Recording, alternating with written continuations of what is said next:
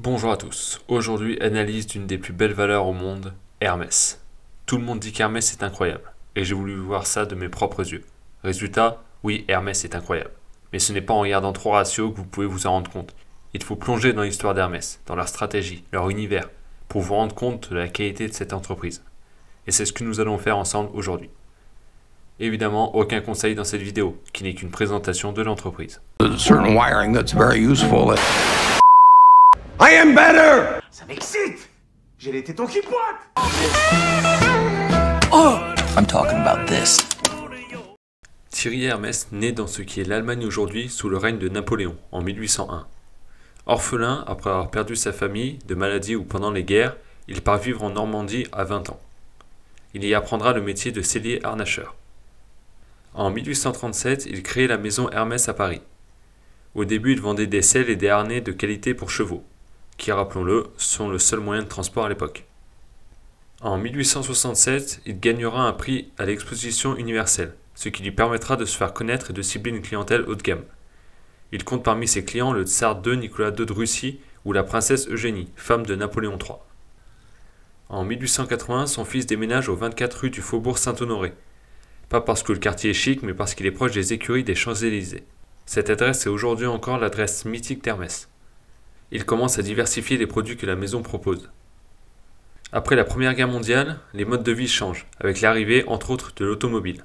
Et Émile, petit-fils de Thierry, innove en passant de la sellerie et du harnachement à la maroquinerie. En 1922, lors d'un voyage au Canada, il découvre la fermeture éclair. Il en obtient l'exclusivité et l'adapte au bagage de la maison Hermès. Dans les années 20, il continue de développer de nouveaux métiers, avec des vêtements pour hommes, des bijoux, des montres, en visant une clientèle bourgeoise. À ce moment-là, les premières boîtes pour les articles Hermès sont fabriquées dans un papier brun beige, rappelant la couleur du cuir des pièces d'équitation. L'entreprise se transmet de père en fils, mais en 1930, Émile, le petit-fils du créateur, n'a que des filles. Il fait entrer ses gendres dans l'entreprise avec l'idée de leur léguer par la suite. Aujourd'hui, les trois branches sont toujours à la tête de l'entreprise, les Puech, les Dumas et les Guérand. À la même époque, en 1937, le carré de soie iconique d'Hermès est créé par Robert Dumas.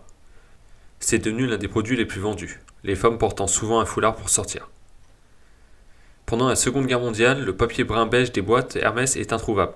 Le groupe se voit obligé d'utiliser le seul colorant disponible, le orange. Émile n'est pas ravi de ce changement, mais comprend que le orange a une qualité. Il est visible de loin, contrairement au marron qui est terne. Aujourd'hui, le orange d'Hermès est aussi emblématique que son logo, qui lui a été créé en 1945, et prend pour inspiration un dessin qu'Émile avait acquis des années auparavant. En 1949, Hermès crée sa première cravate. Un peu par hasard, car ça fait suite à la demande d'hommes ne pouvant entrer dans le casino voisin d'une boutique Hermès à Cannes, faute de cravate. En 1951, Robert Dumas prend la suite d'Émile Hermès. Lui qui est à l'origine du succès du carré de soie a aussi dessiné le sac Kelly dans les années 30. Ce sac deviendra populaire en 1956 quand la princesse de Monaco, Grace Kelly, sera photographiée le portant. Hermès lui rendra hommage en 1977 en donnant son nom au sac.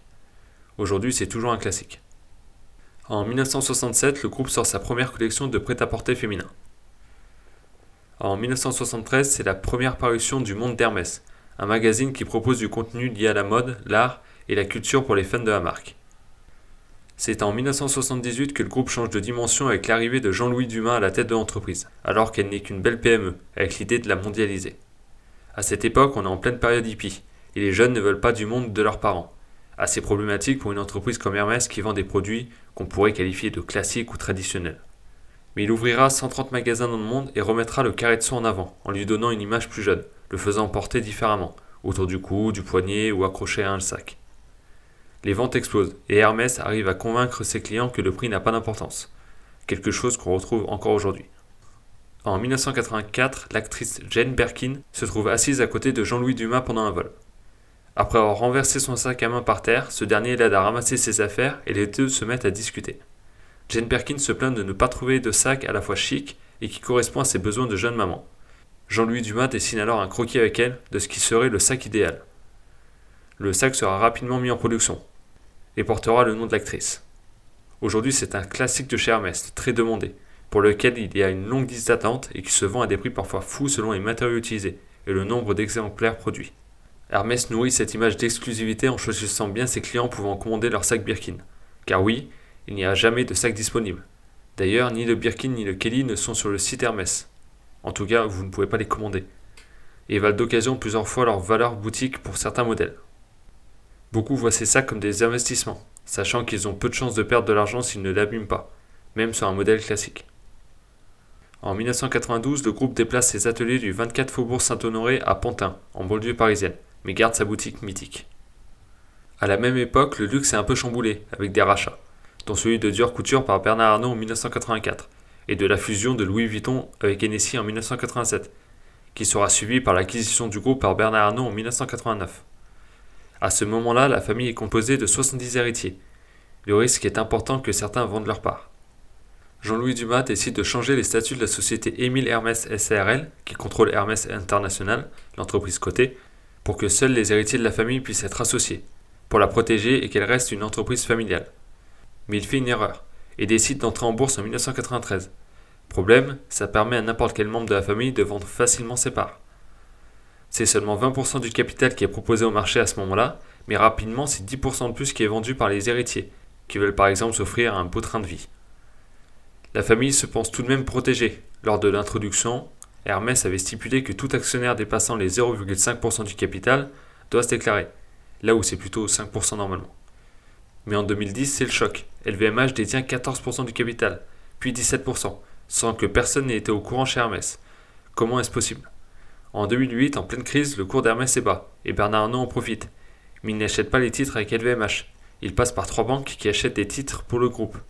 Dans les contrats, il est stipulé que LVMH pourra acheter les actions Hermès au bout de 2 ans, avec une commission pour les banques.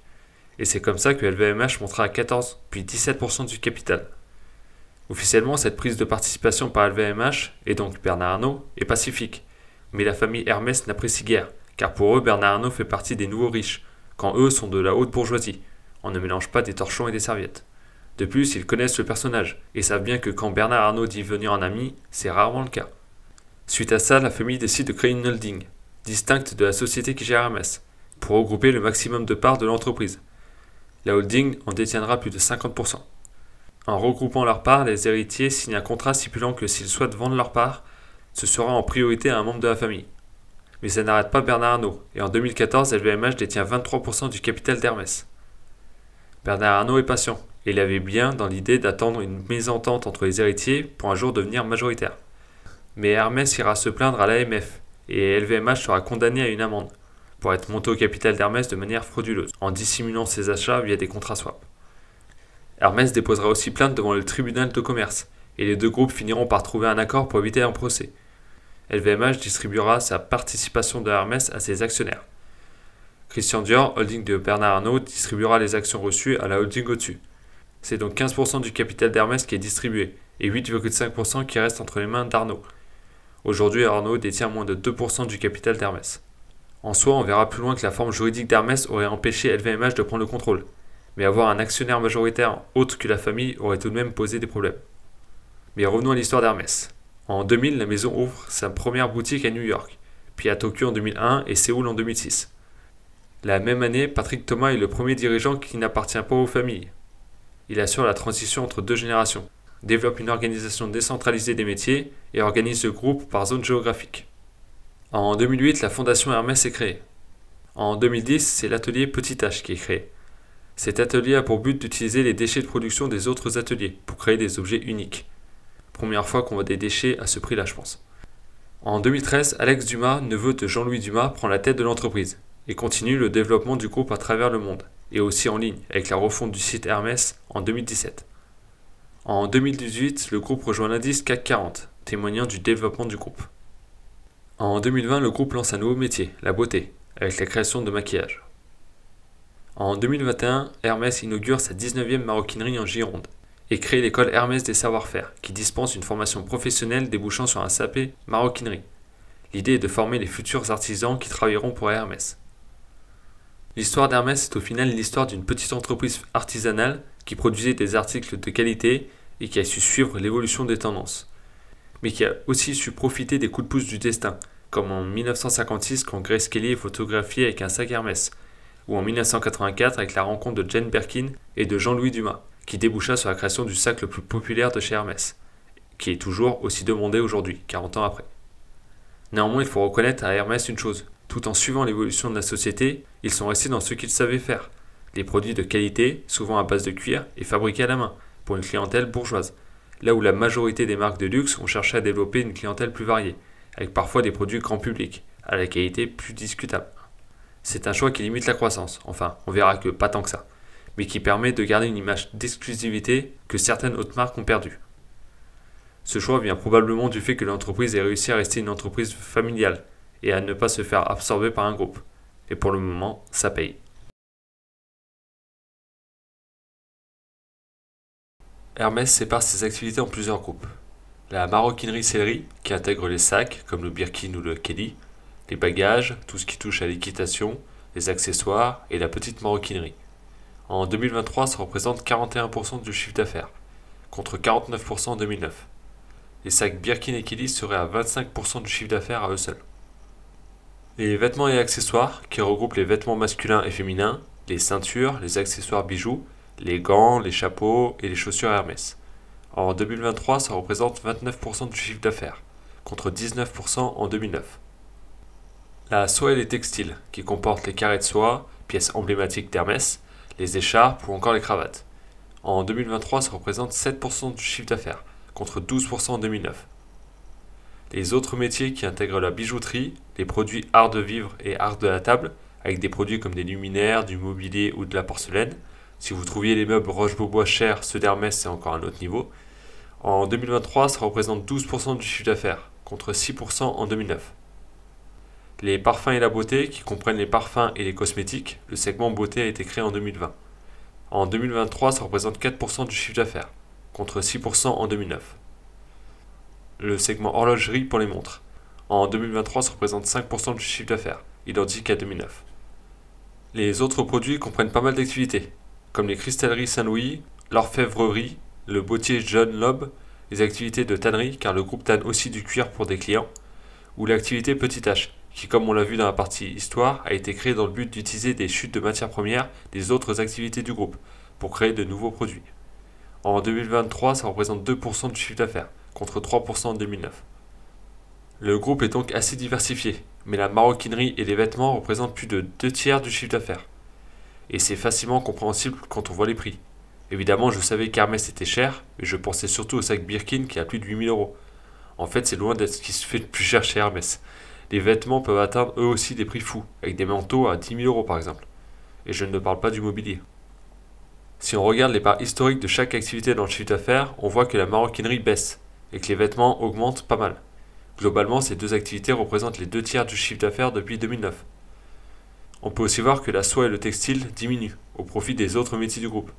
Mais ce n'est pas une baisse du chiffre d'affaires, seulement une croissance moins importante, comme on va voir. Le reste est plutôt stable. Regardons la croissance de chaque métier pour mieux comprendre ses évolutions. Alors que le groupe a une croissance du chiffre d'affaires de 15% par an depuis 2009, ce qui donne une multiplication par 7 en 14 ans, la maroquinerie et sellerie ont eu 13,5% par an, d'où le fait qu'elles aient perdu des parts dans le chiffre d'affaires global. Les vêtements et accessoires ont eu une croissance très importante de 18,5% par an, ce qui explique qu'ils passent de 19 à 29% du chiffre d'affaires. 18,5% par an, c'est presque une multiplication par 11 du chiffre d'affaires en seulement 14 ans. Impressionnant. La soie et le textile ont une croissance correcte de 10,5% par an, mais le reste croît tellement vite qu'il passe de 12 à 7% du chiffre d'affaires. Les parfums, malgré la création du segment beauté, n'ont que 11,6% par an, ce qui les fait passer de 6 à 4%. L'horlogerie a une croissance de 15% par an, ce qui lui permet de garder sa part dans le chiffre d'affaires. Le segment autres métiers a une croissance de 21% par an sur la période, soit une multiplication par 14 en 14 ans. Pour se donner une idée, le chiffre d'affaires 2023 de ces activités seules représente 80% du chiffre d'affaires global du groupe en 2009, alors qu'elle ne pesait que 6% du chiffre d'affaires à l'époque.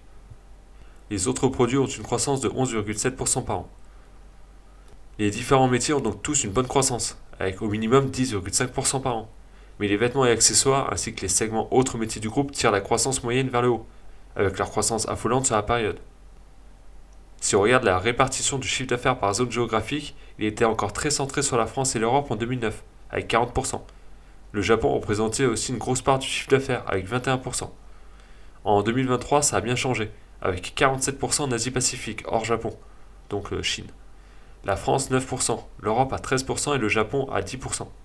Mais là encore, ce n'est pas une baisse du chiffre d'affaires dans ces régions, mais bien la croissance énorme de l'Asie-Pacifique, donc de la Chine, qui fait baisser la part de ces régions dans le chiffre d'affaires global. C'est très flagrant sur ce graphique année par année.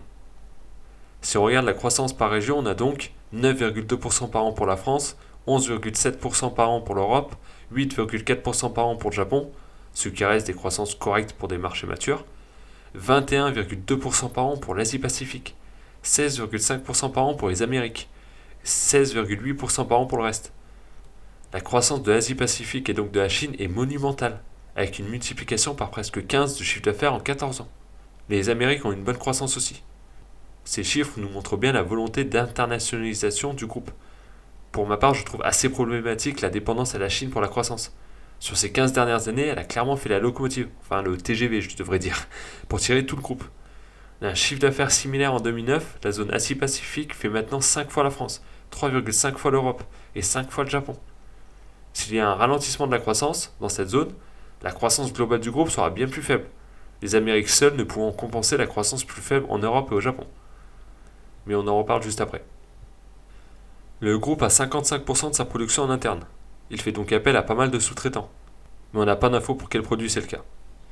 En 2010, il produisait 75% en interne. 74% de la production totale est en France. Pour la partie produite en interne, 90% des effectifs sont en France. On peut en déduire que la moitié de ce qui est produit par des sous-traitants est produit en France. Point intéressant, malgré un chiffre d'affaires qui est passé de 40% en Europe en 2009 à environ 20% en 2023, le groupe continue de fabriquer la majorité de ses produits en France. On pourrait se dire qu'il pourrait vouloir baisser les coûts en produisant à l'étranger, mais ce n'est pas le cas. Pourquoi ? Je pense que le coût de la main-d'œuvre n'est pas très important dans le prix final d'un produit. Si on prend l'exemple d'un sac Birkin, il demande 30 à 40 heures de travail. Si le salarié vous coûte 25 € de l'heure, ça donne 800 à 1000 € pour un sac vendu à plus de 8000 €. Le groupe pourrait facilement économiser la moitié en produisant ailleurs, mais quid de la qualité ? De plus, l'image de marque en prendra un coup. Les gens qui achètent du Hermès veulent la qualité et le savoir-faire français, et vu le prix, ils sont en droit de demander un produit made in France. Un point intéressant sur la vente, c'est que chaque magasin Hermès est unique, et libre de proposer les produits qu'il souhaite. Vous ne trouverez donc pas tous les produits dans chaque magasin, et les vendeurs ne vous diront pas où vous pouvez trouver tel ou tel produit, s'il n'est pas disponible dans leur magasin. Aussi, il y a très peu, voire aucun sac Birkin ou Kelly en stock. Ils ne sont disponibles que sur commande généralement. Et si vous n'êtes pas déjà un bon client Hermès, vous risquez d'être assez loin sur la liste d'attente. Ou carrément, ils refuseront de vous en vendre un. Ce système fait croire au client qu'il peut en acheter un qu'il a de la chance, alors qu'il vient juste de claquer 10 000 €. Et si vous arrivez à en acheter un et que vous vous amusez à le revendre rapidement, autant dire que ce n'est pas la peine de revenir dans une boutique Hermès pour essayer d'en acheter un autre. Comme on l'a vu juste avant, sur les 15 dernières années, la croissance vient essentiellement de Chine et des États-Unis. La Chine a une population vieillissante, mais surtout est en train de passer d'une économie de production à une économie de consommation, comme en Occident. Le passage peut être un peu difficile, on le voit avec l'immobilier qui s'est arrêté net. Mais si le gouvernement chinois gère bien les choses, la Chine pourrait devenir un gros pays consommateur. Je disais que le fait qu'Hermès ait été autant dépendant de la Chine pour sa croissance depuis 2009 était un problème pour moi. Et je réitère, je ne suis pas fan des entreprises trop dépendantes de la Chine. Mais il faut avouer que le potentiel en Chine pour ce type de produit est encore énorme. Il y a aujourd'hui une vraie classe moyenne qui ne demande qu'à vivre à l'occidental. Et on parle d'un pays de plus d'1 milliard d'habitants.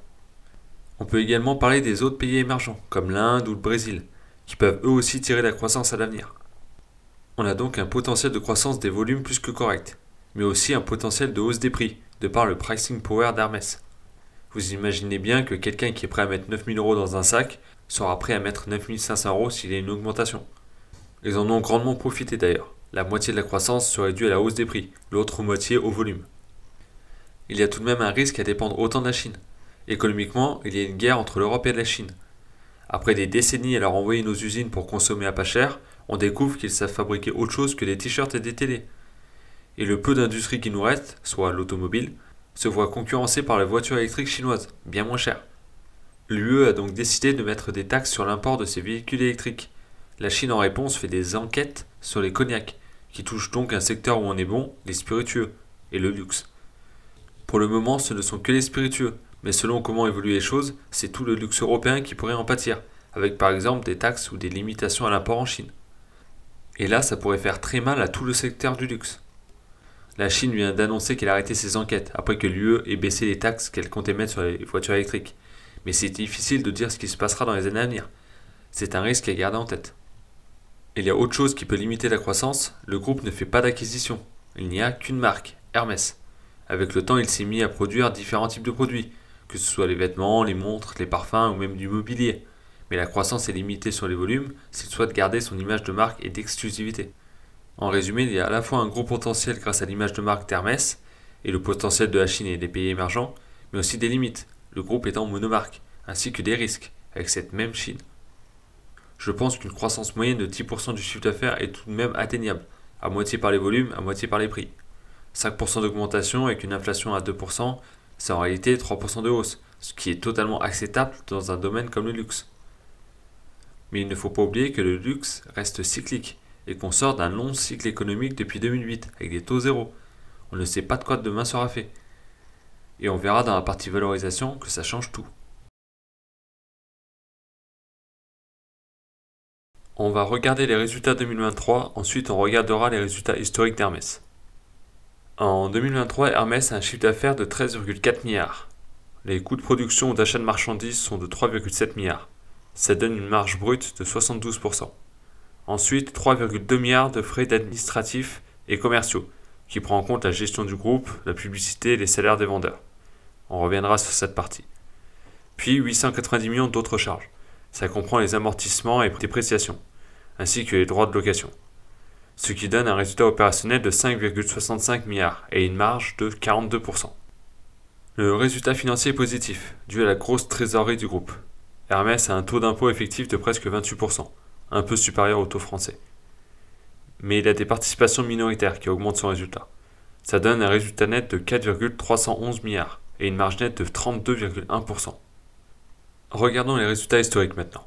La croissance historique du chiffre d'affaires est de 11,9% par an depuis 1994, 15% par an depuis 2009, ce qui signifie que la croissance a accéléré.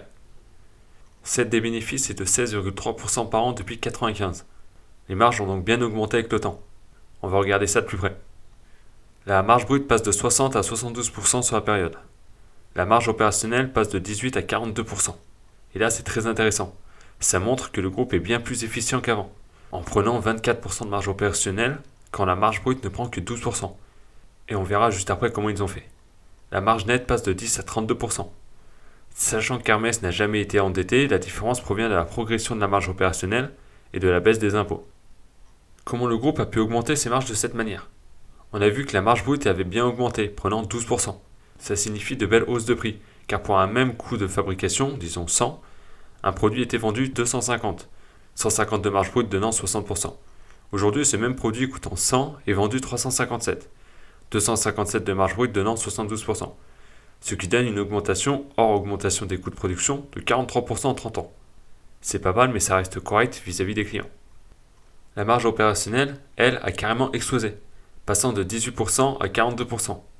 Comme souvent, on n'a pas les rapports des années 90. Par contre, on a les rapports jusqu'à 2010. En 2010, la marge brute était de 66%, soit 6% en dessous d'aujourd'hui. Mais la marge opérationnelle était de 28%, soit 14% plus basse qu'aujourd'hui. Ça signifie que la vente coûtait bien plus cher qu'aujourd'hui. Regardez les frais administratifs et commerciaux. Ils représentaient 33,4% du chiffre d'affaires. En 2023, ces frais représentent 23,6% du chiffre d'affaires. Tout peut provenir d'une telle différence. Déjà, le groupe fait plus de chiffre d'affaires par magasin et par vendeur qu'en 2010. Les effectifs de vente et de support ont été multipliés par 2,5, pendant que le chiffre d'affaires a fait x 5,6. Si on regarde le nombre de magasins, il est stable, voire en baisse, passant de 317 en 2010 à 294 en 2023. Le chiffre d'affaires par magasin a donc été multiplié par 6. Bon, il y a aussi des ventes en ligne qui représentent une part bien plus importante aujourd'hui, mais on n'a pas d'infos détaillées. Il n'empêche que les frais commerciaux ont fait x4, pendant que le chiffre d'affaires a fait x 5,6, ce qui explique la différence de coût, et donc la marge opérationnelle plus importante. On voit aussi que la répartition des magasins a fortement évolué. Il y avait 40% de concessions en 2010, pour moins de 25% en 2023. Les concessions sont des sortes de franchises. Le groupe semble vouloir reprendre la main sur ses ventes, et ferme petit à petit ses concessions, ou les rachète. Entre 2019 et 2023, le nombre de magasins en propre est stable, mais le nombre de concessions diminue. Depuis 2010, c'est 45% de concessions en moins. Certaines ont dû être reprises par le groupe. Et c'est aussi ce qui peut expliquer la hausse du chiffre d'affaires par magasin, et donc la hausse des marges. Comme LVMH, qui distribue une très grande partie de ses produits dans ses propres magasins, et garde donc la marge de distribution, Hermès le fait aussi de plus en plus. En 2023, les 225 succursales représentent 90% des ventes, contre 10% pour les 69 concessions. En 2010, c'était 80% pour les succursales. Et le groupe a indiqué vouloir continuer dans ce sens-là, pour augmenter l'exclusivité de ses produits. Mais il y a autre chose, la communication, la publicité en gros, et les promotions. Hermès dépense 4,5% de son chiffre d'affaires en publicité. En comparaison, pour LVMH, c'est 12%. Et le gros de ces dépenses proviennent d'événements dans leur boutique, par exemple, réservés à leurs clients. Hermès laisse ses clients faire sa publicité. Ces 8% de différence expliquent en grande partie la différence de marge entre Hermès et LVMH. LVMH a une marge brute de 69%, soit à peine 3% de moins qu'Hermès, mais dépense 42% en frais administratifs et commerciaux, quand Hermès est à 24%. 30% si on prend en compte les autres charges que LVMH doit mettre ailleurs. Ça donne 12% d'écart, dont 8% de publicité. Les 4 autres pourcents viennent probablement du fait que les coûts de distribution sur la partie distribution sélective sont plus importants. Ces 12% plus les 3% de marge brute donnent les 15% d'écart de marge opérationnelle, 27% pour LVMH, 42% pour Hermès. Mais si on regarde par secteur, la mode et maroquinerie de LVMH est à 40% de marge opérationnelle. Comme je le disais dans mon analyse de LVMH, ils arrivent à sortir les mêmes marges qu'Hermès sur le segment le plus comparable. C'est le reste qui tire les marges vers le bas. Mais revenons à Hermès. En résumé, la forte augmentation de la marge opérationnelle est due à une part des ventes dans les magasins propres plus importante, donc récupération de la marge de distribution, une augmentation du chiffre d'affaires par magasin, une diminution du nombre de magasins pour garder les meilleurs emplacements, peu de frais de communication. Malheureusement, le groupe ne partage pas la marge opérationnelle de chaque métier. Je ne pourrais donc pas faire comme j'ai fait pour LVMH et regarder quel segment est le plus intéressant. Par contre, le groupe partage la marge opérationnelle par zone géographique. On voit que l'Asie, donc la Chine, a des marges vraiment importantes, avec 49%. L'Europe n'est qu'à 32%. On a vu que les Amériques avaient une bonne croissance du chiffre d'affaires, mais la marge est de 36%. On peut expliquer cette marge importante en Chine par le fait que le groupe a 130 magasins en Asie-Pacifique, soit 45% de ces magasins, mais que cette région représente 56% du chiffre d'affaires. Le chiffre d'affaires par magasin est donc plus important qu'ailleurs, et peut-être que les prix sont plus élevés. Encore une fois, on voit que la Chine, en plus de tirer la croissance du chiffre d'affaires, tire aussi les marges à la hausse, ce qui rend le groupe encore plus dépendant de la Chine pour ses résultats. On ne peut pas calculer le ROCE par région, car la production se faisant presque exclusivement en France, ça fausserait le calcul. Puis il y a pas mal d'actifs non alloués. Passons au bilan. Bon, ce sera rapide. Pas de goodwill, Hermès ne faisant pas d'acquisition. Par contre, il faut que je revienne sur ce point. Dans mon analyse de LVMH, mais j'ai déjà dû en parler avant, je disais trouver dommage que LVMH n'amortisse pas le goodwill, car ça baisserait son résultat avant impôt, et donc ses impôts. Mais ce n'est pas le cas, l'amortissement des goodwill n'affecte pas les impôts en France, et est même interdit par la norme IFRS 3. Par contre, une entreprise doit vérifier la valeur de ses goodwill chaque année, et les déprécier si ceux-ci ont perdu de la valeur. Je remercie SO qui me l'a indiqué en commentaire. Aux États-Unis, les normes sont différentes. Revenons à Hermès. On a ensuite des droits d'utilisation, le groupe n'étant propriétaire de presque aucun magasin ou bureau. Par contre, il est propriétaire de presque la totalité de son outil de production, qui se retrouve en dessous en immobilisation corporelle. Ensuite, des immobilisations financières. Il s'agit de produits financiers à durée supérieure à 3 mois, qui les placent dans la partie non courante, et d'autres types d'actifs financiers. Côté actifs courants, on a du stock, très peu de créances clients, mais c'est logique, et presque 11 milliards de trésorerie. Ils ont un bon retour sur leur trésorerie avec 3%, mais le groupe se couvre pas mal des effets de change, ce qui lui coûte forcément de l'argent, 120 millions, ce qui donne tout de même un résultat financier positif de 190 millions. Côté passif, 2 milliards de passifs non courants, dont 1,7 milliard de contrats de location, 50 millions de dettes financières. Niveau passif courant, rien de spécial. Sur un bilan de 20 milliards, les capitaux propres représentent 15 milliards, et il n'y a pas de dette, mais surtout il y a 11 milliards de cash. C'est probablement le bilan le plus sain que j'ai pu voir. Pour le ROCE, il faut enlever la trésorerie qui fausse le calcul. Il faudrait prendre la dette à long terme, mais il n'y a que des locations. Et en plus, on compterait les locations 2 fois, une fois en actif, une fois en passif. Alors je vais prendre des capitaux propres, moins 10 milliards de trésorerie, ce qui donne 5 milliards. Ça donne un ROCE de 80%. Évidemment, c'est impressionnant. Mais Hermès ne peut pas réinvestir 100% de ses bénéfices. Donc un tel ROCE est bien, il n'a pas vraiment de sens. Hermès a tendance à réinvestir environ un tiers de ses bénéfices. Moins ces dernières années car la rentabilité a fortement augmenté. Il distribue un tiers en dividendes et garde un tiers. Les rachats d'actions depuis 2012 servent aux distributions d'actions gratuites.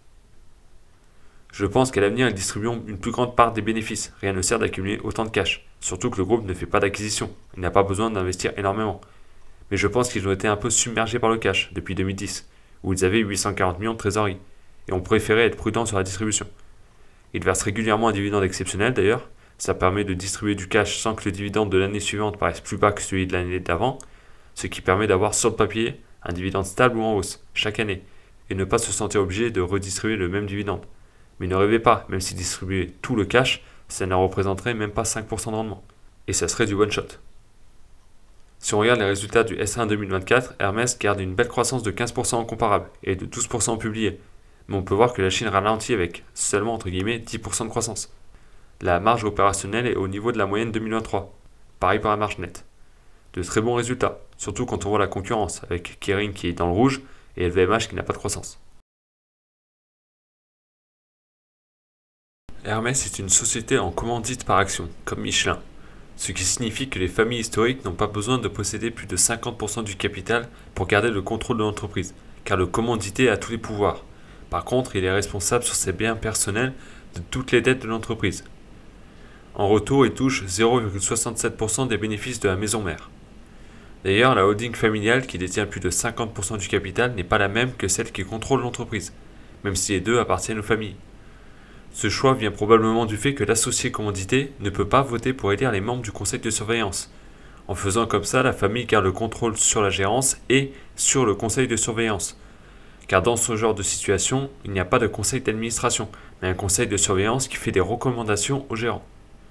Sans cette holding distincte de la société commanditée, si LVMH avait réussi à prendre une majorité du capital flottant, elle aurait pu élire les membres du conseil de surveillance de son choix. Et ça n'aurait pas été génial pour les dirigeants d'Hermès de devoir rendre des comptes à un conseil potentiellement hostile. Ici, contrairement à Michelin, qui avait un gérant n'appartenant pas à la famille, on a les deux gérants qui sont de la famille, Alex Dumas et le conseil de gérance de la société commandité, présidé par Henri-Louis Bauer, qui est un gendre de la famille Puech. Le conseil de surveillance n'a donc aucun pouvoir, mais les actionnaires seront au courant si les dirigeants ne suivent pas l'avis du conseil, qui est censé représenter les intérêts des actionnaires. Sauf qu'on vient de voir que le conseil de surveillance est contrôlé par la famille Hermès, étant actionnaire majoritaire. Je vous mets le tableau des membres du conseil. En rouge, ce sont les deux représentants des salariés. Sur les 12 membres restants, ceux en vert sont les membres ne faisant pas partie de la famille Hermès, soit un tiers. On voit alors que c'est bien la famille qui contrôle le conseil. Le président du conseil est d'ailleurs un membre de la famille. Ce qui fait que la probabilité que le conseil n'aille pas dans le sens des dirigeants est nulle, la majorité des membres étant de la famille, et les membres indépendants étant élus par la famille. On a donc un bel exemple de démocratie digne du Parti communiste chinois. Blague à part, ça revient à peu près la même chose que chez LVMH, où la famille Arnault est majoritaire. La différence, c'est qu'avec cette structure en commandite, si jamais les descendants venaient avant le départ, ça n'aurait pas vraiment d'importance. La seule chose qui pourrait changer, c'est la composition du conseil de surveillance, qui n'a pas un réel pouvoir. Je pense qu'à l'avenir, Bernard Arnault mettra en place quelque chose de similaire pour éviter que la famille ne perde le contrôle de LVMH dans 2-3 générations. Si on regarde le capital de plus près, la famille Hermès en détient les 2 tiers, dont 60% via des holdings, et détient 78% des droits de vote. Environ 1% du capital est détenu par les salariés, grâce au plan actionnariat, et environ 8% par des actionnaires individuels. Pour le salaire des gérants, part fixe et variable, basé sur le chiffre d'affaires, le résultat opérationnel et des critères RSE. Pas d'action de performance pour les deux gérants, mais des actions pour les autres dirigeants ou les salariés. D'ailleurs, on peut voir l'évolution des salaires, qui doit essentiellement venir des primes et actions de performance, mais qui est plus que correcte. Hermès a une bonne réputation sur le traitement des salariés. D'ailleurs, dans le rapport 2010, je suis tombé sur ça. 30 actions par salarié, si je comprends bien. À l'époque, c'était l'équivalent de 3 000 €. S'ils les ont gardés, ça donne 60 000 € aujourd'hui. Et il y a régulièrement des plans de ce type. Pas étonnant que les gens se battent pour bosser chez Hermès, et que le turnover ne soit que de 6%. C'est assez logique pour la partie fabrication. Où pouvez-vous travailler quand vous avez été dans un atelier Hermès à fabriquer des sacs Birkin? Mais ayant un tiers des effectifs à la vente, les 6% de turnover globaux sont impressionnants. LVMH est à plus de 20%. Je vous donne l'info, même si elle a peu d'importance. Hermès est au cœur d'un scandale. Un des héritiers Puech, qui détient environ 5% du capital, ne retrouve pas ses actions qu'il avait mises dans une banque suisse et qu'il voulait céder à son jardinier, n'ayant pas d'enfant. Une affaire qui fait tâche pour Hermès, mais qui ne change rien au niveau capital de l'entreprise.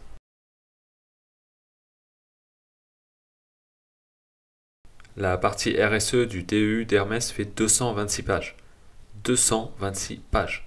Rien que la table des matières fait 1 page et demie. Est-ce que je les ai lus? Absolument pas. Ils doivent probablement dire qu'ils sont pour l'égalité, pour l'écologie, le tout résumé en 226 pages. Niveau risque, on a déjà vu que la dépendance à la Chine était un risque important pour le groupe, que ce soit pour la croissance future, mais aussi en cas de problème entre l'Europe et la Chine, celle-ci représentant plus de 40% du chiffre d'affaires du groupe. Mais on va voir ce que le groupe nous dit sur ces risques. Je vous mets donc la matrice des risques. En ordonnée, la probabilité d'occurrence et en abscisse l'impact pour le groupe. Il les classe en 5 groupes, que vous voyez en dessous du graphique, en mettant même l'évolution qu'ils attendent à moyen terme. On commence avec les risques liés à la stratégie et aux opérations.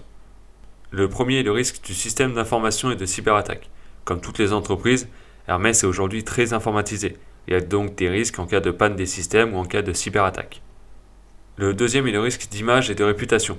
Hermès évoluant dans l'univers du luxe, l'image est très importante. Le groupe doit donc faire attention à la qualité des produits ou aux scandales qui pourraient ternir son image. Le troisième est le risque d'attractivité commerciale.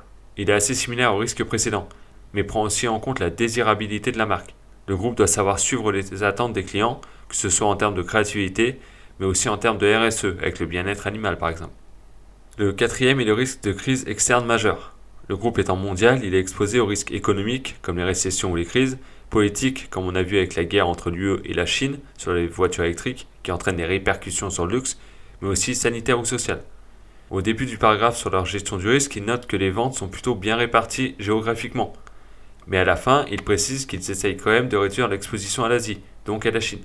On en revient à ce que je disais au début de ce chapitre. Le cinquième est le risque de gestion des talents et des savoir-faire.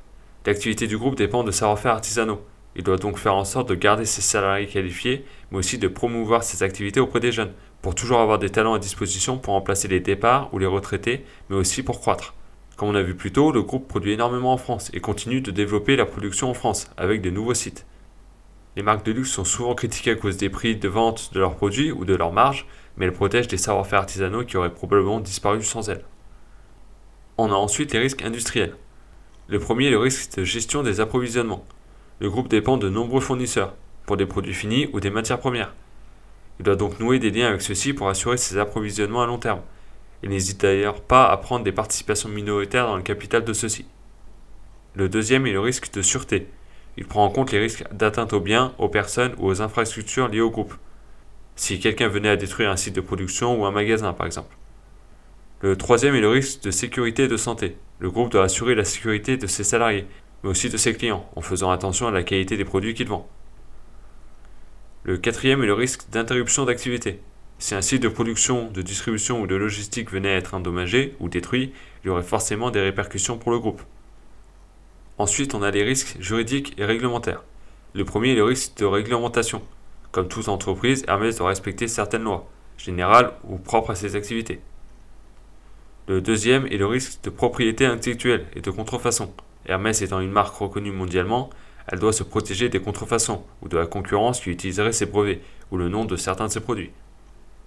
On a ensuite les risques liés au RSE. Le premier est le risque de changement climatique.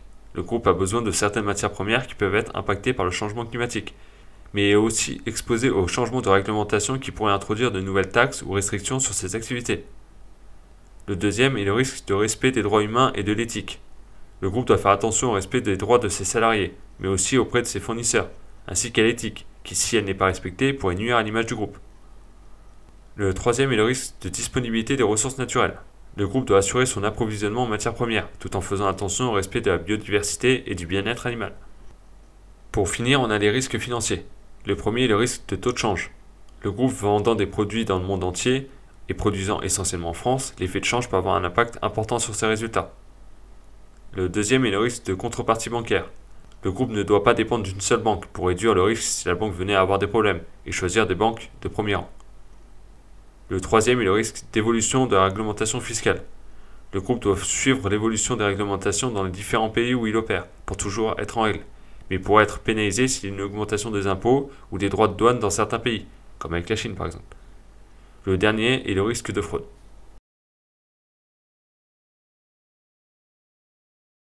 Hermès, avec ses 13 milliards de chiffre d'affaires, ne représente qu'1% du marché du luxe global, qui atteint les 1500 milliards, mais représente 4% du marché des biens personnels.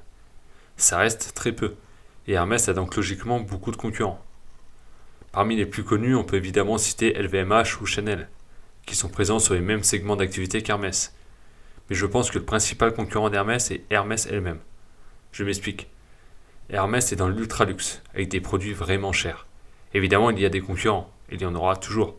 Mais selon moi, le plus gros risque d'Hermès, c'est de perdre sa désirabilité. Et c'est la même chose pour tous les acteurs de ce secteur. Ils doivent arriver à conserver leur clientèle et en acquérir une nouvelle sans s'éloigner de ce qui a fait leur renommée. Hermès, probablement plus que les autres, a des produits iconiques qui représentent encore une grosse part des résultats, comme les sacs Kelly et Birkin, qui ont vu le jour il y a des décennies et qui représenteraient encore un quart des ventes aujourd'hui. On a aussi vu que les vêtements et accessoires représentaient une part de plus en plus importante du chiffre d'affaires. Le groupe doit donc à la fois profiter de l'engouement pour ses produits historiques et en même temps arriver à suivre la mode sur d'autres articles. Ils doivent aussi faire attention au volume. Pour rester une marque aussi désirée, il ne faut pas que les produits soient disponibles trop facilement et qu'il y en ait trop en circulation. Ils y arrivent bien en limitant les clients pouvant commander un sac Birkin par exemple, mais en contrepartie ça limite forcément la croissance. Sur les 10 dernières années, les volumes auraient augmenté de 7% par an, ce qui veut dire qu'ils vendent 2 fois plus de produits. Ferrari a le même dilemme, ils pourraient vendre bien plus de voitures, mais au risque de perdre leur image de marque presque inaccessible, ce qui pourrait être dramatique à long terme. Pour se donner une idée, Hermès aurait vendu 120 000 sacs Birkin ou Kelly en 2020, selon le Wall Street Journal. Disons 150 000 en 2023. Ça vous paraît important ?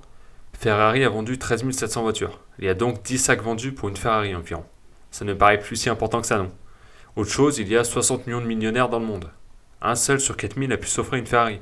Un seul sur 400 a pu s'offrir un sac Birkin ou Kelly. Et là, on se dit que le potentiel est important, car la demande est très probablement bien supérieure à ce 1 pour 400. D'ailleurs, le prix d'occasion des sacs est souvent supérieur au prix du neuf, et parfois de beaucoup, preuve de la forte demande. Et point intéressant, je disais qu'ils avaient augmenté des volumes de 7% par an, soit doublé sur les 10 dernières années. Le nombre de millionnaires a lui aussi doublé sur la période. Ils gardent donc ce ratio de 1 pour 400. Évidemment, ils ne vendent pas qu'aux millionnaires, mais c'est une métrique intéressante, je pense. Et ça montre même qu'ils vendent peut-être un sac pour 1000 personnes ayant les moyens réels de s'en payer un. Mais il n'y a pas que les volumes, le prix compte aussi. Hermès, à court terme, pourrait augmenter assez fortement les prix, sans problème. La demande serait probablement là. Mais ça pourrait faire du mal à l'image de la marque à long terme, donnant une image de marque qui profite trop de sa renommée. Les sacs Hermès paraissent chers, pourtant ajustés de l'inflation, ils ne le sont pas tant que ça. Un sac Kelly coûtait 900 $ dans les années 50, ce qui donne 10 000 $ aujourd'hui, soit à peu près son prix. On a vu dans la partie résultats que les prix avaient augmenté de 40% par rapport au coût de production, mais en 30 ans. Ça donne seulement 1% de plus chaque année que la hausse du coût de production, donc salaire et matières premières, ce qui est faible. Sur les 10 dernières années, les prix ont augmenté de 7% par an en moyenne, soit 4-5% de plus que l'inflation officielle, pas forcément celle que subit Hermès qui doit augmenter ses salaires de manière plus importante. Si on prend la période 2018-2023, le salaire moyen a augmenté de 29%. L'inflation en France a été de 16%. Bon, on sait que c'est faux, mais ce sont les données officielles. Rien de choquant donc dans ces hausses de prix. Sur une croissance de 15% par an, la moitié vient donc des hausses de prix, l'autre moitié des volumes comme on a vu. Et c'est un autre point intéressant pour Hermès. Avec ces hausses de prix régulières et la disponibilité assez faible, les clients savent qu'il y a peu de chances que leurs sacs perdent de la valeur, ce qui augmente la désirabilité, sans braquer les clients avec des hausses de prix trop importantes. Je sais que cette section est censée parler de la concurrence, mais la réalité c'est qu'Hermès n'a pas vraiment de concurrence. Car le client qui va chez Hermès veut du Hermès, pas une autre marque. La qualité, la fabrication artisanale, à la main pour beaucoup de produits, c'est ça que les clients Hermès recherchent. Les gens qui veulent un produit flashy, pour montrer qu'ils ont de l'argent, ne vont pas chez Hermès. Peu de produits Hermès ont le logo Hermès ou le H. Et même les sacs Birkin ou Kelly ne sont reconnaissables que par les gens qui s'intéressent vraiment à la marque, malgré le fait que probablement tout le monde connaisse le sac Birkin de nom. Vous croisez peut-être des gens qui portent du Hermès tous les jours, sans même le savoir. Voici l'équivalent d'une sacoche Vuitton. Hormis le fait que ce soit bien plus cher, il n'y a rien qui indique que c'est un sac Hermès. Ceux qui veulent se montrer choisiront du Vuitton. Même si le prix était identique, il y a de grandes chances qu'ils choisissent du Vuitton. Il suffit de voir les copies, beaucoup de gens avec de faux Vuitton. Mais qui va copier ce sac Hermès qui n'a même pas de logo ? Ce serait ridicule, car personne ne reconnaîtrait que c'est du Hermès. Et quand on veut prouver, on achète des choses reconnaissables par la masse.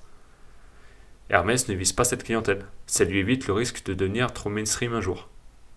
Et c'est peut-être là la force d'Hermès, pas de publicité, des produits pour les connaisseurs, en quantité limitée, le parfait mélange pour augmenter la désirabilité.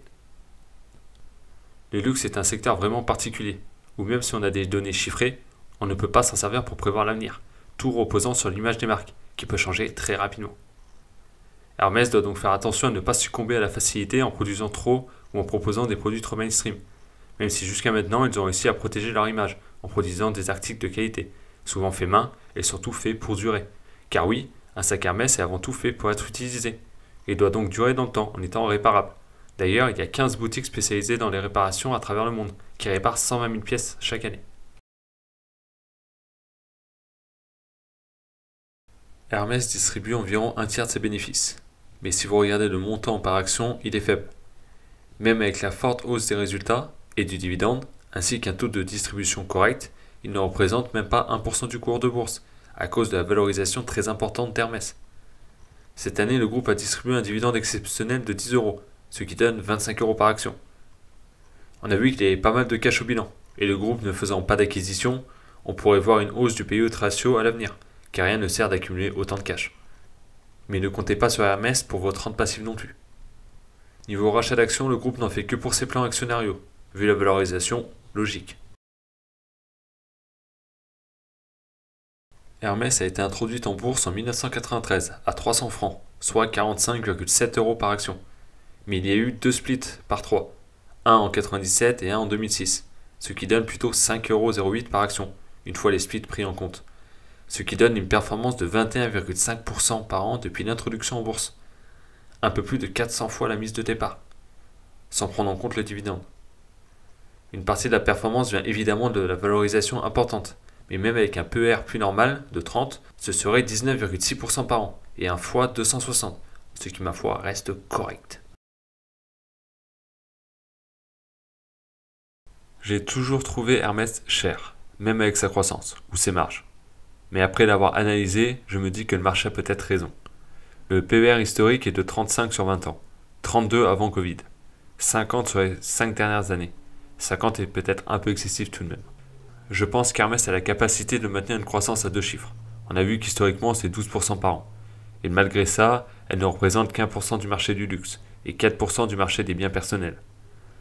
De plus, cette croissance se fait pour moitié par la hausse des prix, ce qui limite la croissance par les volumes nécessaires. Si elle continue la même hausse, même sans hausse des volumes, elle peut avoir entre 5 et 7% par an, ce qui ne mérite pas 35 ou 50 fois les bénéfices, mais qui est bien. Il suffirait donc d'augmenter des volumes de 3 à 5% par an pour avoir les 10% annuels. Cette hausse des prix tenables permettra une légère amélioration de la marge brute dans le temps, ou en tout cas son maintien. Par contre, la marge opérationnelle pourrait baisser si les volumes par magasin venaient à se réduire. Mais Hermès a l'air de vouloir limiter son nombre de magasins et de garder les meilleurs. Donc on peut imaginer qu'une marge opérationnelle autour de 40% est tenable aussi. On pourrait prendre 38% pour être prudent. Sachant qu'il n'y a pas de dette, on peut tabler sur une marge nette de 28%. Comme vous voyez, j'ai tendance à garder les marges de l'après-Covid, car je pense que le groupe est capable de les maintenir plus facilement que LVMH par exemple. Mais il faudra tout de même surveiller les résultats. Pour cette année, les analystes prévoient 44,11 € de bénéfices par action, soit une croissance de 7%. C'est prudent, mais la Chine a quand même montré des signes de ralentissement, qui pourraient s'accentuer au second semestre. Alors on va prendre leur estimation, et je vais prendre 35 fois le bénéfice. Ça donne 1544 €, 1550 € on va dire. Forcément, ça paraît peu par rapport au prix actuel, mais 45 fois, ça me paraît vraiment trop. Comme toujours, je vais estimer à 5 ans. Mais je vais faire plusieurs estimations, avec différents scénarios. Premier scénario, je pars de 15 milliards de chiffre d'affaires pour 2024, je prends 28% de marge nette et 10% de croissance. On arrive à 24,15 milliards de chiffre d'affaires et 6,76 milliards de bénéfices, ce qui donne 64,4 € de bénéfices par action. À 35 fois les bénéfices, car plus ce serait quand même cher pour 10% de croissance, ça donne 2250 € par action dans 5 ans. En gros, pas bien de progression par rapport au cours actuel. La croissance est déjà dans le cours avec une telle valorisation. Deuxième scénario, même base, mais avec 12% de croissance. On arrive à 26,4 milliards de chiffre d'affaires et 7,4 milliards de bénéfices, ce qui donne 70,5 € de bénéfices par action. Je garderai les 35 de PER, car 12% ce n'est pas non plus énorme comme croissance. Et j'ai été généreux en prenant 35 pour 10%. Ça donne 2470 € par action. Là encore, ça donne des perspectives très limitées, autour de 6% par an avec le dividende. Troisième scénario, toujours la même base, mais 15% de croissance. On arrive à 30,2 milliards de chiffre d'affaires et 8,44 milliards de bénéfices, ce qui donne 80,5 € de bénéfices par action. Avec 15% de croissance, je veux bien prendre un PER de 40. Ça donne 3220 € par action. Au cours actuel de 1920 €, ça donne 11% par an, 12% avec le dividende. La grosse question est surtout quelle croissance il y aura à long terme. Sur les 10 dernières années, on a vu qu'il y avait 7% de hausse des volumes et 7% de hausse de prix. Est-ce que c'est tenable à long terme? Pour le prix, je pense que oui. Pour les volumes, c'est plus difficile à dire. C'est pour ça que prendre 15% de croissance par an me semble optimiste et risqué. S'il y a moins, disons 12%, le marché peut décider qu'elle ne vaut plus un PER de 45 ou 50. C'est la raison pour laquelle je n'y toucherai pas au cours actuel. Un PER de 40 pour 12%, ça reste élevé. Historiquement, on est plutôt sur 32 avant le Covid, avec une croissance des bénéfices de 15% en moyenne. Donc accepter de payer 40 fois, c'est déjà important. Mais 45-50 pour la même croissance, c'est fou. Certains vont peut-être me dire que 28% de marge nette, c'est faible, et que j'aurais dû prendre 30 ou 32%. Mais là aussi, ça me paraît optimiste. Un repli des volumes et la marge opérationnelle baissera, donc la marge nette avec elle. Il ne faut pas oublier qu'il n'y a rien de certain dans la croissance. Le passé ne présage pas du futur. Et comme je le disais dans la partie croissance, on est peut-être au bout d'un long cycle économique qui a commencé en 2008, avec les taux zéro, et on ne peut absolument pas prévoir ce qui va se passer dans les 5 ans à venir. Mais faisons une estimation plus pessimiste pour voir. Une croissance de 5% pour les 5 ans à venir, avec un retour des marges à la moyenne avant Covid, soit 22% de marge nette. On arrive à 19,2 milliards de chiffre d'affaires et 4,2 milliards de bénéfices, soit comme en 2023. Mais est-ce que le marché continuerait de payer 40 à 50 fois les bénéfices pour ce Hermès-là? Il y a peu de chance. Prenons donc 30 fois les bénéfices, ce qui resterait élevé au vu de la croissance. On tombe à 1200 € par action, dans 5 ans. Ça vous paraît aberrant? Et pourtant, je prends juste un scénario de retour à la normale après une très forte explosion des marges et des multiples de valorisation. Encore une fois, personne ne peut prévoir l'avenir. Je pense donc qu'il faut être patient avec Hermès et l'attendre au bon prix. Si vous voulez juste être investi en bourse pour battre l'inflation à long terme, le prix a moyennement d'importance. Si vous voulez battre le marché, c'est une autre histoire. Comme je disais, je pense qu'Hermès peut tenir une croissance moyenne de 10% par an à long terme. Mais 10%, même avec la qualité du business, on ne peut pas payer plus de 30 fois les bénéfices. Il faudrait donc la toucher à 30 fois les bénéfices pour espérer faire 10% par an sur le long terme, avec potentiellement 1,5% de dividende en plus. Ce qui donnerait une perf correcte, avec une marge de sécurité en cas de croissance supérieure ou de valorisation plus généreuse. Mais il faut la choper à 30 fois. Pour ma part, je pense ouvrir une ligne à 35 fois les bénéfices, soit 1540 €, même s'il y a peu de chances qu'elle y revienne. Je pourrais en ouvrir une toute petite à 40 fois si le prix de l'action n'était pas aussi élevé, empêchant l'achat de petites positions. Je reste malgré tout très positif sur la croissance d'Hermès, et je pense que le marché ne se trompe pas bien en acceptant de payer un gros multiple. Mais notre objectif en bourse doit être d'acheter des valeurs qui nous font gagner de l'argent, et pas seulement d'accumuler de belles entreprises en portefeuille. Alors on se doit parfois d'être patient. Et il faut comprendre que le marché ne cherche pas forcément à faire 15% par an sur des valeurs de la qualité d'Hermès. Pour certains investisseurs, faire 5% par an sur Hermès est suffisant. Il vaut mieux que d'avoir du cash ou des obligations, car en cas d'inflation, Hermès pourra augmenter ses prix, alors qu'une obligation perdra de sa valeur réelle.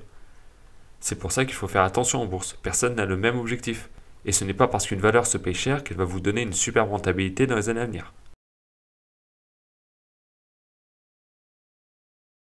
En résumé, Hermès est une très belle entreprise familiale, dont les produits s'arrachent à travers le monde et qui est très probablement une des meilleures entreprises dans le secteur du luxe. Pas seulement pour ses résultats, mais aussi pour l'image autour de la marque. Le fait qu'il y ait une volonté de conserver le travail artisanal et manuel, une haute qualité et surtout de limiter les volumes pour garder la meilleure désirabilité possible tout en sélectionnant leur clientèle en font pour moi une marque à part. Ils auraient pu tomber dans la facilité avec des produits de qualité moindre, de plus gros volumes, des produits acquicheurs ou même en augmentant fortement les prix pour faire croître le chiffre d'affaires bien plus rapidement, mais ils ne l'ont pas fait. Et c'est sûrement ce qui fait qu'aujourd'hui Hermès est une des marques les plus désirées, pour laquelle les clients sont parfois prêts à attendre 5 ans pour un sac. Évidemment, il y a de la concurrence, avec Chanel par exemple, qui n'est pas cotée donc pour laquelle il est difficile d'avoir des infos détaillées, mais qui a des marges globales plus faibles que celles d'Hermès, même si ses activités sont plus variées. Ou Louis Vuitton chez LVMH, mais comme dit avant, je ne pense pas que la clientèle de Louis Vuitton soit exactement la même que celle d'Hermès, contrairement à celle de Chanel qui doit s'en rapprocher. Hermès a aussi fait le choix de ne pas faire d'acquisition, pour se concentrer sur sa marque historique. Et pourtant, elle arrive à avoir une très bonne croissance, en développant de nouveaux produits, mais surtout en mixant bien la hausse des volumes et la hausse des prix, qui reste limitée et qu'une hausse ressentie, hors inflation donc, de 4-5% par an, totalement acceptable pour leur clientèle. Cette stratégie leur permet de ne pas s'endetter. De plus, leur très bon retour sur investissement leur permet de ne réinvestir qu'un tiers des bénéfices pour la croissance. et conserver ou distribuer le reste. Comme vous l'aurez compris tout le long de cette analyse, je suis très positif sur Hermès, et je pense même qu'ils peuvent avoir une très bonne croissance à long terme. Mais la valorisation actuelle est elle aussi très positive, et prend en compte le gros de ce potentiel à mon avis, sans prendre en compte les risques liés à la grosse part de la Chine dans le chiffre d'affaires. Ce qui fait qu'au cours actuel, je ne pense pas qu'Hermès soit un bon investissement. Il ne faut pas oublier qu'avant le Covid, avec la même croissance qu'actuellement, elle se payait moins de 35 fois les bénéfices. Et même si elle est mieux qu'avant, de par son choix de reprendre en main sa distribution par exemple, 45 fois les bénéfices, c'est un multiple vraiment important, qui ne laisse pas de place au moindre problème. De mon côté, je continuerai de suivre de près Hermès, en espérant un retour à un prix acceptable pour la rentrée en portefeuille. Dites-moi en commentaire si vous l'avez déjà en portefeuille, ou si vous souhaitez l'acheter, et à combien vous la voyez d'ici 5 ans. Après cette analyse d'Hermès, j'ai bien envie de faire un Ferrari, pour rester dans le luxe. Dites-moi si ça vous tente. Et je vous rappelle que mon analyse de LVMH est disponible. N'hésitez pas à liker, à partager, car comme d'habitude, cette analyse m'a demandé pas mal de travail. Et on se retrouve prochainement, peut-être pour un live avec Tristan et une présentation d'entreprise en direct. Salut! Oh, Cadillac car.